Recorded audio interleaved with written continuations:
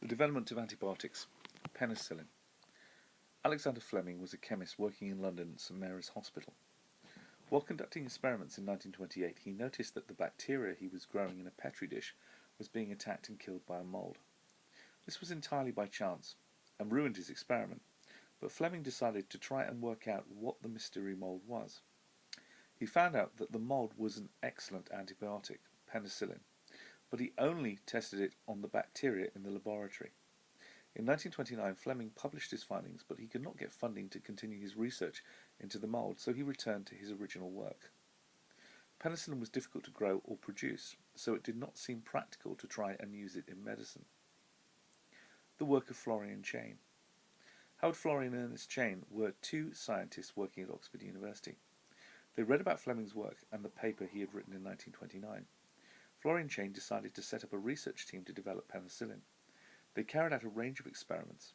In 1940 they tested penicillin on mice, and in 1941 they carried out experiments on a patient. A policeman called Albert Alexander had been cut by a rose and developed blood poisoning. He was dying, but when given penicillin he made a miraculous recovery. Unfortunately there was not enough of the drug, and he eventually died. Florian Chain even tried recycling penicillin from the patient's urine. They found that penicillin worked really well on people dying from infections, but they only had a small amount of penicillin, and so when the penicillin ran out, the patient died. Florian Chain were determined to produce more penicillin, but they found that it could not be synthesized from chemicals like salvaricin 606 or Prontazil. That their mould had to be cultured or grown and exposed to the air.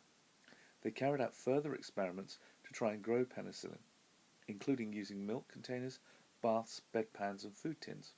They even hired 6 extra staff to deal with trying to grow the penicillin. No British firm had the technology to mass-produce penicillin. This was partly due to the fact that many factories were damaged by bombing raids as World War II had begun, and they were also working flat out on the war effort. The mass production of penicillin. In June 1941, Florey and Norman Heatley, another member of the research team, went to the United States to see if a pharmaceutical company there could find their research. In December 1941, the US had entered the war, and so the US government were prepared to fund their research because they knew many soldiers would die from infection rather than actual injury. If penicillin could be mass-produced, it could save many lives. Government and pharmaceutical companies began to invest in mass-producing penicillin.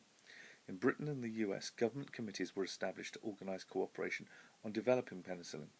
The US government had even paid $75 million to help companies install expensive equipment.